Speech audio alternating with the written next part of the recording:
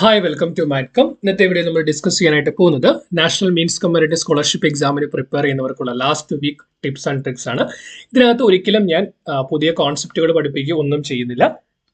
Last വീക്കിൽ നിങ്ങൾ എന്ത് ചെയ്യണം, മോക്ക് ടെസ്റ്റുകൾ ചെയ്യുമ്പോൾ എന്ത് ചെയ്യണം, എക്സാം ഹോളിൽ നിങ്ങൾ എങ്ങനെയായിരിക്കണം, ഇത്രയാണ് ശ്രദ്ധിക്കേണ്ടി പോകുന്നത്. നിങ്ങൾ തോന്നുന്നു എക്സാം ഹോളിൽ എങ്ങനെ ആയിരിക്കണം എന്നുള്ളത് നിങ്ങൾക്ക് തലേദിവസം പറഞ്ഞാൽ പോരെ, എന്തിനാണ് നേരത്തെ പറയുന്നത്? ബേസിക്കലി ലാസ്റ്റ് 1 വീക്കിൽ നിങ്ങൾ കൂടുതൽ മോക്ക് ടെസ്റ്റുകൾ ചെയ്യുന്ന സമയത്ത് ഈ ടിപ്പുകളും ട്രിക്കുകളും യൂസ് ചെയ്ത് നിങ്ങൾ ഫോർവേഡ് ചെയ്താൽ മാത്രമേ അത് നിങ്ങൾക്ക് എക്സാം ഹോളിൽ ചെയ്യാൻ പറ്റൂ. പുതിയതായിട്ടൊരു ട്രിക്ക് മനസ്സിൽ ഓർത്ത് വെച്ചിട്ട് നിങ്ങൾക്ക് അതൊരിക്കലും പോയി എക്സാം ഹോളിൽ എക്സിക്യൂട്ട് ചെയ്യാനായിട്ട് പറ്റത്തില്ല. ഓക്കെ, സോ ഇതുപോലെ national means comparative exam scholarship എക്സാമിന് പ്രിപ്പയർ ചെയ്യുന്ന എല്ലാവർക്കും ഈ വീഡിയോയിൽ ലിങ്ക് അയച്ചു കൊടുക്കുക. എല്ലാവർക്കും യൂസ്ഫുൾ ആവുമെന്ന് ഞാൻ വിശ്വസിക്കുന്നു. സോ ഈ ലാസ്റ്റ് വീക്കിൽ നമ്മൾ എന്ത് കോൺസെൻട്രേറ്റ് ചെയ്യണമെന്ന് പറഞ്ഞാൽ, ലാസ്റ്റ് വീക്കിൽ നിങ്ങൾ കോൺസെൻട്രേറ്റ് ചെയ്യേണ്ടത് ഫോർ റിവിഷൻ ആണ്. Completely for revision. അതായത് നിങ്ങൾ പഠിച്ച ഇമ്പോർട്ടന്റ് ആസ്പെക്റ്റുകളെല്ലാം റിവൈസ് ചെയ്യുക.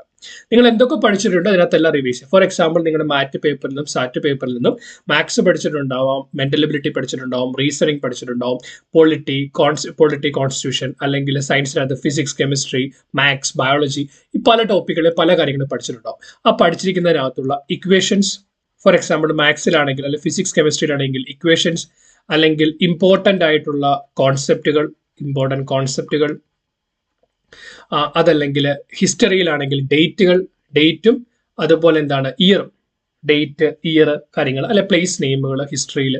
ദെൻ പൊളിറ്റിക്സിൽ നമ്മൾ പഠിക്കണം, ഏറ്റവും ഇമ്പോർട്ടൻ്റ് ആയിട്ട് നിങ്ങൾ ഓർത്തിരിക്കേണ്ട ആർട്ടിക്കിളുകൾ ഉണ്ടെങ്കിൽ ആർട്ടിക്കിളുകൾ.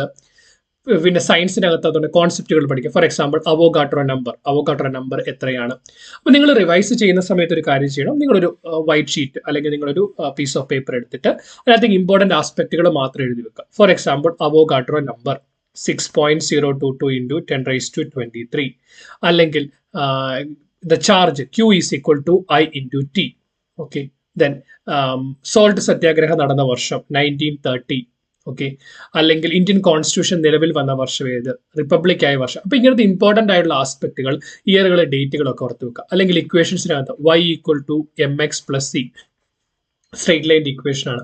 അതുപോലെ മാത്സിനകത്തുള്ള ഡിഫറെന്റ് ഇക്വേഷൻസ് ഉണ്ടാവും. അപ്പൊ ഇക്വേഷൻസ് ഒക്കെ നമ്മൾ എഴുതി വെക്കുക. ദെൻ നിങ്ങളോട് ഇപ്പൊ സ്കൂളിൽ നിന്ന് ടീച്ചറോ അല്ലെങ്കിൽ ഏതെങ്കിലും ഒരു കോച്ചിങ് തരുന്നയാളോ പറയണം ഇത് വളരെ ഇമ്പോർട്ടന്റ് ആസ്പെക്ട് ആണെന്ന് പറയണം, വളരെ മോസ്റ്റ് ഇമ്പോർട്ടന്റ് ആസ്പെക്ട് ആണ്, നിങ്ങൾ അതുവരെ അത് തൊട്ടുപോലും നോക്കിയിട്ടില്ല എങ്കിൽ എന്ത് ചെയ്യണം? ഒന്ന്, ആ പർട്ടിക്കുലർ കാര്യത്തിന് നിങ്ങളുടെ കയ്യിൽ പ്രോപ്പറായിട്ട് ക്ലാസ്സും അതുപോലെ പ്രോപ്പറായിട്ട് നോട്ടും ഉണ്ട്. നിങ്ങൾക്ക് ഇപ്പൊ ഇനിയുള്ള സമയത്തിനകത്ത് അത് പഠിച്ചു തീർക്കാൻ പറ്റുമെന്ന് ഉറപ്പുണ്ടെങ്കിൽ, അതേ പുതിയൊരു ടോപ്പിക് ആണെങ്കിൽ അറ്റ്ലീസ്റ്റ് ഒരു 2 to 3 hours കൊണ്ട് അത് പഠിച്ചു തീർക്കാൻ പറ്റുമെന്ന് ഉറപ്പുണ്ടെങ്കിൽ ആ ഒരു ടോപ്പിക്ക് പഠിക്കാം. അതല്ല എങ്കിൽ ആ ഒരു ടോപ്പിക്ക് പഠിക്കാതെ എക്സാമിന് പോകും. കാരണം അതിൽ കൂടുതൽ സമയമെടുത്ത് പുതിയൊരു ടോപ്പിക് അല്ലെ കോൺസെപ്റ്റ് പഠിക്കുന്നത് ടൈം വേസ്റ്റ് ആണ്. ലാസ്റ്റ് 1 വീക്കിൽ മാക്സിമം അത് ചെയ്യാതിരിക്കുക. ലാസ്റ്റ് 1 വീക്കിൽ ചെയ്യേണ്ട ഏറ്റവും ഇമ്പോർട്ടന്റ് കാര്യം, try to take maximum mock test. എത്ര സാറ്റ് പേപ്പർ ആയിക്കോട്ടെ മാറ്റ് പേപ്പർ ആയിക്കോട്ടെ, മാക്സിമം മോക്ക് ടെസ്റ്റുകൾ എടുക്കുക. ഫോർ എക്സാമ്പിൾ, നിങ്ങൾക്ക് സാറ്റ് പാടാണെന്നുണ്ടെങ്കിൽ സാറ്റിന്റെ കൂടുതൽ മോക്ക് ടെസ്റ്റുകൾ എടുക്കുക. മാറ്റ് പാടാണെന്നുണ്ടെങ്കിൽ മാറ്റിന്റെ കൂടുതൽ മോക്ക് ടെസ്റ്റുകൾ എടുക്കുക. പ്രോബ്ലംസ് എല്ലാം ചെയ്ത് നോക്കുക. Mental ability, quantitative aptitude, maths എന്ന് ചോദിക്കുന്ന പ്രോബ്ലംസ് ഒക്കെ ചെയ്ത് നോക്കുക. പ്രോബ്ലംസ് ഒരിക്കലും വായിച്ചു നോക്കുന്നത് ചെയ്ത് തന്നെ നോക്കണം. ദെൻ എക്സാമിനെ അപ്രോച്ച് ചെയ്യുമ്പോൾ എക്സാമിനെ എങ്ങനെ അപ്രോച്ച് ചെയ്യണം? എക്സാമിനെ ബേസിക്കലി 3 റൗണ്ടുകളായിട്ട് വേണം എക്സാമിനെ അപ്രോച്ച് ചെയ്യാൻ. Round 1, round 2, round 3. ഇത് നിങ്ങൾ മോക്ക് ടെസ്റ്റ് ചെയ്യുമ്പോൾ തന്നെ പ്രാക്ടീസ് ചെയ്യണം. എങ്കിൽ മാത്രമേ നിങ്ങൾക്ക് നിങ്ങളുടെ എക്സാം ഹാളിൽ ഇത് എക്സിക്യൂട്ട് ചെയ്യാനായിട്ട് പറ്റും. നമുക്കറിയാം, ഒരു സെഷനകത്ത് 90 ക്വസ്റ്റ്യൻസ് ഉണ്ട്, നമുക്ക് 90 മിനിറ്റും ഉണ്ട്. 90 ക്വസ്റ്റ്യൻസ് ഉണ്ട്, 90 മിനിറ്റും ഉണ്ട്. അപ്പം നിങ്ങൾ ഓർക്കേണ്ട കാര്യം, റൗണ്ട് 1ന്റെ പ്രത്യേകത, റൗണ്ട് 1ൽ എല്ലാ ചോദ്യങ്ങളും വായിക്കണം. പക്ഷേ ആ റൗണ്ടിനകത്ത് നിങ്ങൾക്ക് 100% ഉറപ്പുള്ള, 100% ഷുവർട്ടി ഉള്ള ആൻസറുകൾ മാത്രമേ മാർക്ക് ചെയ്യാവൂ. ഒരു 90 ക്വസ്റ്റ്യൻസ് ഉള്ളപ്പോൾ നിങ്ങൾക്ക് 100% ഷുവർട്ടി ഉള്ള ആൻസറുകൾ എന്ന് പറയുന്നത് ഒരു 25 മുതൽ 40 ക്വസ്റ്റ്യൻസ്. നിങ്ങളിപ്പോൾ ഒരു ചോദ്യം വായിച്ചു തുടങ്ങുമ്പോൾ നിങ്ങൾക്ക് സംശയം ഉണ്ടെങ്കിൽ റൗണ്ട് 1ലാണെങ്കിൽ ആ ചോദ്യം ലീവ് ചെയ്യുക. നിങ്ങൾക്ക് ഉറപ്പുള്ള ചോദ്യങ്ങൾ മാത്രം സെലക്ട് ചെയ്യുക. ഫോർ എക്സാമ്പിൾ, 23ാമത്തെ ക്വസ്റ്റ്യൻ നിങ്ങൾക്ക് ആൻസർ അറിയാം, കറക്റ്റായിട്ട് കണ്ടുപിടിക്കുക. OMR ഷീറ്റിൽ പോവുക, 23ന് താഴെ, OMR ഷീറ്റിൽ 23ന് താഴെ വിരൽ വെച്ച് പേന കൊണ്ട് നീക്കി കറക്റ്റായിട്ട് ഓപ്ഷൻ ബബിൾ ചെയ്യാം. ഒരു ഓപ്ഷൻ ബബിൾ ചെയ്ത് കഴിഞ്ഞാൽ ക്വസ്റ്റ്യൻ പേപ്പറിൽ ആ ക്വസ്റ്റ്യൻ വെട്ടിക്കളയുക. ഒരു ക്വസ്റ്റ്യൻ ബബിൾ ചെയ്ത് കഴിഞ്ഞാൽ ക്വസ്റ്റ്യൻ പേപ്പറിൽ ആ ക്വസ്റ്റ്യൻ വെട്ടിക്കളയുക. കാരണം പിന്നീട് നമുക്കത് തിരുത്താൻ പറ്റില്ല. അതുകൊണ്ട് തന്നെ പിന്നീട് നമ്മൾ വായിച്ചിട്ടും കാര്യമില്ല. അതുകൊണ്ട് ആ ക്വസ്റ്റ്യൻ അന്നേരം തന്നെ വെട്ടിക്കളയുക. ഇതിന്റെ അർത്ഥം നമ്മൾ ആ ക്വസ്റ്റ്യൻ ആൻസർ ചെയ്ത് കഴിഞ്ഞു. ദെൻ അങ്ങനെ നിങ്ങൾ റൗണ്ട് 1 എന്ന് പറയുന്നത്, റൗണ്ട് 1 യൂഷ്വലി നിങ്ങൾക്കൊരു റൗണ്ട് 1ന് ഒരു 30 മുതൽ 40 മിനിറ്റ് സമയമെടുക്കാം. റൗണ്ട് 1 ചെയ്യുന്നതിന് നിങ്ങൾക്ക് 30 മുതൽ 40 മിനിറ്റ് സമയമെടുക്കാം. റൗണ്ട് 2 എന്ന് പറയാം. ഫോർ എക്സാമ്പിൾ ഈ റൗണ്ട് 1 ചെയ്യുമ്പോൾ നിങ്ങളൊരു കാര്യം ശ്രദ്ധിക്കണം. നിങ്ങളൊരു ചോദ്യം വായിച്ചു. റൗണ്ട് 2 ചെയ്യുന്ന സമയത്ത് ചെയ്യേണ്ട കാര്യം, നിങ്ങൾ റൗണ്ട് 1 25-40 ക്വസ്റ്റ്യൻ റിമൈനിങ് ക്വസ്റ്റ്യൻ ഉണ്ട്. ഒരു ക്വസ്റ്റ്യനിലേക്ക് പോവാം. അപ്പോൾ ക്വസ്റ്റ്യൻ വായിക്കുമ്പോൾ നിങ്ങൾക്ക് മനസ്സിലാവുകയാണ് 4 ഓപ്ഷൻ എ ഉണ്ട്, ബി ഉണ്ട്, സി ഉണ്ട്, ഡി ഉണ്ട്. നിങ്ങൾക്ക് ഉറപ്പാണ് ഇതിനകത്ത് ഒരു ഓപ്ഷൻ അല്ല ഉത്തരം എന്ന് ഉറപ്പാണെങ്കിൽ ആ ഓപ്ഷൻ അപ്പം തന്നെ വെട്ടിക്കളയും. ഒരു ഓപ്ഷൻ 100% ഉറപ്പല്ല എന്നുണ്ടെങ്കിൽ ആ ഓപ്ഷൻ അപ്പം തന്നെ വെട്ടിക്കളയുക. ദെൻ അങ്ങനെ എല്ലാ ക്വസ്റ്റ്യനിലൂടെയും കടന്നു പോവുക. നിങ്ങൾ ഈ റൗണ്ട് ചെയ്യുന്ന സമയത്ത് നിങ്ങൾക്ക് വെട്ടിക്കളഞ്ഞ് ഏതെങ്കിലും ഒരു ഉത്തരത്തിലേക്ക് എത്താൻ സാധിക്കുന്നുണ്ട്. ആ ഉത്തരം ശരിയാനുള്ള സാധ്യത ഒരു 80 മുതൽ 100% ആ ഉത്തരം ശരിയാനുള്ള സാധ്യതയുണ്ടെങ്കിൽ റൗണ്ട് 2 നിങ്ങൾക്ക് മാർക്ക് ചെയ്യാവുന്നതാണ്. റൗണ്ട് 2 നിങ്ങൾക്ക് യൂഷ്വലി ഒരു 15 ക്വസ്റ്റ്യൻ വരെയൊക്കെയാണ് നിങ്ങൾക്ക് മാർക്ക് ചെയ്യാൻ പറ്റുക. ഓക്കെ, ഇനി റൗണ്ട് 3 എന്ന് പറയുന്നത് നമ്മൾ ഗസ് ചെയ്യുന്ന റൗണ്ടാണ്. റൗണ്ട് 3 എന്ന് പറയുന്നത് ഗസ് ചെയ്യാൻ പോകുന്ന, കാരണം നെഗറ്റീവ് മാർക്കിംഗ് ഇല്ലാത്തത് കൊണ്ട് നമുക്ക് ഗസ് ചെയ്യാം. അപ്പോൾ ഓൾറെഡി റൗണ്ട് 2 നമ്മൾ ചോദ്യങ്ങൾ വായിച്ച് ഏതൊക്കെ ഓപ്ഷൻ വരികയാണെന്ന് ഉറപ്പുണ്ടോ ആ ഓപ്ഷൻസ് എല്ലാം നമ്മൾ വെട്ടിക്കളഞ്ഞിട്ടുണ്ട്. ഏതൊക്കെ ഓപ്ഷൻ വരില്ലെന്ന് ഉറപ്പുണ്ടോ ആ ഓപ്ഷൻസ് എല്ലാം നമ്മൾ വെട്ടിക്കളഞ്ഞിട്ടുണ്ട്. ഇനി അതിനകത്ത് നമ്മൾ ഇനി റൗണ്ട് 3 എന്താ ചെയ്യേണ്ടതെന്ന് വെച്ചാൽ, വെട്ടിക്കളഞ്ഞു കഴിയുമ്പോൾ ഇൻ കേസ് റൗണ്ട് 3 നിങ്ങൾക്ക് ബാക്കിയുള്ള ഓപ്ഷൻസിൽ നിന്ന് എലിമിനേറ്റ് ചെയ്ത് ഒരു ഓപ്ഷൻസിലേക്ക് എത്താൻ പറ്റുന്നുണ്ടെങ്കിൽ ആ ഓപ്ഷൻ സെലക്ട് ചെയ്യുക, OMR ഷീറ്റിൽ മാർക്ക് ചെയ്യുക. അതല്ല നിങ്ങൾ 2 ഓപ്ഷനിൽ കൺഫ്യൂസ്ഡ് ആയിട്ട് ഇരിക്കുകയാണ്. ഫോർ എക്സാമ്പിൾ 4ാമത്തെ ക്വസ്റ്റിന്റെ ഓപ്ഷൻ ഒന്നെങ്കിൽ എ അല്ലെങ്കിൽ ബി ആണ്. 8ാമത്തെ ക്വസ്റ്റിന്റെ ഓപ്ഷൻ ഒന്നെങ്കിൽ എ അല്ലെങ്കിൽ സി ആണ്. 9ാമത്തെ ക്വസ്റ്റിന്റെ ഓപ്ഷൻ ബി അല്ലെങ്കിൽ ഡി ആണ്. 42ാമത്തെ ക്വസ്റ്റ്യൻ 42ാമത്തെ ക്വസ്റ്റിന്റെ ഓപ്ഷൻ എ അല്ലെങ്കിൽ ഡി ആണ്. 49ാമത്തെ ക്വസ്റ്റിന്റെ ഓപ്ഷൻ ബി അല്ലെങ്കിൽ എ ആണെന്ന് വിചാരിക്കുക. ഇങ്ങനെ ഒരു സിറ്റുവേഷൻ വരുവാണെങ്കിൽ നിങ്ങൾക്ക് ഇതിൽ ഏതാണെന്ന് ഉറപ്പിക്കാൻ പറ്റുന്നത്, ഈ 2 ഓപ്ഷൻ ഏതാണെന്ന് നിങ്ങൾക്ക് ഉറപ്പിക്കാൻ പറ്റുന്നത്. അങ്ങനെ വരുന്നുണ്ടെങ്കിൽ നിങ്ങൾ എന്ത് ചെയ്യണമെന്ന് വെച്ചാൽ, തന്നിരിക്കുന്നതിനകത്തുനിന്ന് ഓരോ ഓപ്ഷൻ എത്ര എണ്ണം വെച്ച് വരുന്നുണ്ടെന്ന് നോക്കാം. എ എത്ര എണ്ണം ഉണ്ട്? 1, 2, 3, 4 തവണ എ റിപ്പീറ്റഡ് ആയിട്ട് വരുന്നു. ഇനി ബി എത്ര തവണ വരുന്നുണ്ട്? 1, 2 തവണ, 2 അല്ല 3 തവണ. ബി എന്ന് പറയുന്നത് 3 തവണ. സി എത്രയുണ്ട്? സി 1 തവണ, ഡി 2 തവണ. നിങ്ങൾക്ക് ചെയ്യാവുന്ന ഒരു കാര്യം, ഒരു വളരെ കാൽക്കുലേറ്റഡ് ആയിട്ടുള്ള നമ്മളൊരു ഗസ് വർക്ക് ആണ് ചെയ്യാൻ പോകുന്നത്. ഇതിനകത്ത് ഏറ്റവും അധികം റിപ്പീറ്റഡ് ആയിട്ട് വന്നിരിക്കുന്നത് ഓപ്ഷൻ നമ്പർ എ ആണ്.